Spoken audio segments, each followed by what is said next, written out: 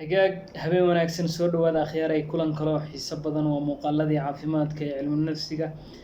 barnaamijkii taxanaha caafimaadka muuqaalo ayaan idinkula wadaagnaa inta badan inkastoo nasiib darro ay isbuucyadii lasoo dhaafay ayna haystaa cilo xagga farsamada ah gaar ahaan Facebook akoonadii aan wax idinkula wadaagi jirnay oo ay la wareegeen qolaha karaysa inkastoo nasiib wanaag Facebook page-keena uu hadda nabad qabo oo gacanteena uu ku jiro balse akoonkii Facebook laga maamulayay page-ka laga maamulayay ayaa cilad naga qabsatay waxaana rajaynaynaa in isbuucyada lasoo socda gacanteena dib ugu soo noqdo haddii Rabbi idmo muuqaalka aan caawa idiin wadana waxaa in badan ka fikrayay sidaan idinkula wadaagi lahaa oo in badan sheekooyin badan iga soo dhex martay bulshada dhexdeeda iyo anoo laftirkeyga ku kor istaagay waana wax afka qalaad lagu yaqaano misdiagnosis iyo mistreatment waa laba wax oo isla socda oo ah marka ugu horeysa qofka bukaanka in xanuun uusan lahayn lagu sheego ama lagu diagnose gareeyo ama lagu ogaado oo la yiraahdo xanuunkaasa qabta mana uu qabo kadibna laga daweeyo xanuun uusan qabin laga daweeyo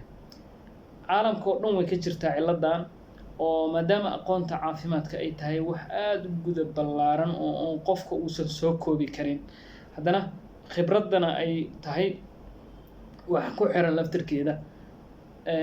iyo mas'uuliyadda laftirkeeda iyo akhlaaqiyaadka qofka dhakhtarka ah waxyaalaha saldhig u noqonaya ay tahay haddana iyadoo ay caalamka oo dhan ka jirto ayaa gaar ahaan Soomaaliya dhibaatada bulshada gaaraysa ay aad u badanaysa marka way si kala dhib badan tahay marka xanuunka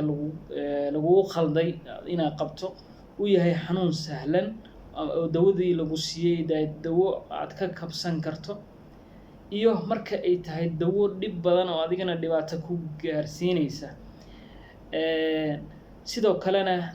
wax noloshaada saameyn dambe kugu yeelanaya ay noqoto way ka dhib badan tahay tusaale haddii matalan waxaa jirta oo in badan aan arkay qof in xanuun lagu sheego uusan qabin dabadeedna qaliin lagu sameeyo marka qaliinka la sameeyana loo tago waxaan qaliinka wixii loo sameeyay waxaan ahayn inay meesha ka jiraan taas marka waxay noqonaysaa dhibaato marka qaybtood waxaa marka ay sababtu noqonaysaa marka inay mas'uuliyad darro tahay waxaa loo baahan yahay qofka in la xaqiijiyo inuu xanuunkan uu qabo qofka waxyaalo badan ayaa loo sameeyay oo caalamka uga badbaadaa laguna yareeyaa dhibaatadaas macnaha in lagu khaldo qofka inuu xanuun uusan qabin waxaa ka mid ah waxaa la sameeyay baaritaano aad u fara badan waxaa la sameeyay mashiino aad u fara badan oo qaali ah qaarkoodna aysan Soomaaliya oolin balse mashiinada Soomaaliya laftirkeeda yaala si fiican looma wada adeegsado oo waxaan ka warhaynaa qofka marka qaybtood inuu inta wixii loo boobsiiyay in qaliinka hore laga geliyo sidoo kale aqoon darro way keentaa marka qaybtood oo aqoon darrada laftirkeeda way ka qayb qaadanaysaa marka arintaas marka waxay tahay arin bulshadeena saameyn ku leh oo runtii xaqiiqatan marka aragto marka qaybtood aad la yaabaysid waxyaalaha la khaldayo oo mas'uuliyaddaas inta badan waxay ku noqonaysaa dhakhtarka sidoo kale bulshada laftirkeeda waxaa la rabaa inay wacyigooda kor u qaadaan oo waxaan garanaynaa adduunka qofka marka xanuunka lagu sheego xanuunkaas ayuu wixii calaaqa leh oo dhan u akhrinayaa macluumaad fara badan ka raadinaya marka uu macluumadaas ka raadiyo haddii marka shaki uu ku jiro dhakhtarka lagu tagayaa oo dhakhtarkaas second opinion wax la yiraahdo dhakhtarkaas marka hadduu uu dhacay misdiagnose ama khalad xagga xanuunkii la khalday in uu qofkan qabay dhakhtarkii labaad u tagtay ayaa saxaya inuu sidaas tahay inaysan ahayn marka waxaa loo baahan yahay bulshada laftirkeeda inay aqoontooda kor u qaadaan oo xanuun kastoo lagu sheegay inaad iskala ordin dawadii iska qaadan balse loo baahan yahay inaad ma qabtaa horta xanuunkaas calaamadaha lagu sheegay sax ma yihiin ma iswaafaqayaan xanuunkii dhakhtarka uu sheegay iyo waxa jira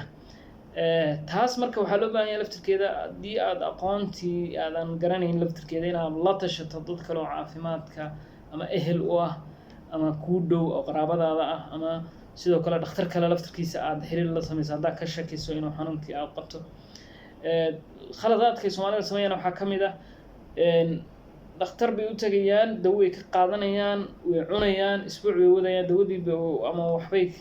ku socon weynaysaa way iska dawadii macal warqadii wixii o dhan way tuurayaan dhakhtar horolaa bay u tagayaan xanuun cusub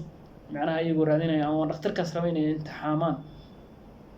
wixii hore ma soo sheegayaan dhakhtaraa horaa u tegey saana ciladeeda ahayd historygi ma dhamaystirayaan marka intaasa qofkii marka dhakhtarkii cusub markaa u tagtid sidoo kale qof cusub ahaanu kuula tacaamulaya oo xanuunkii macnaha iskuma xirayo sheekadii hore iyo sheekadan isuguma xirna sababta maadan u sheegin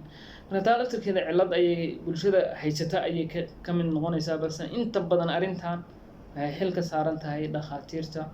oo loo baahan yahay inay aqoontooda kor u qaadaan mas-uuliyadooda ay hagaajiyaan akhlaaqiyaadkooda caafimaad ay ka fekeraan mara qaybtood dhakhaatiirta waxay ka fekeraan dhaqaalaha keliya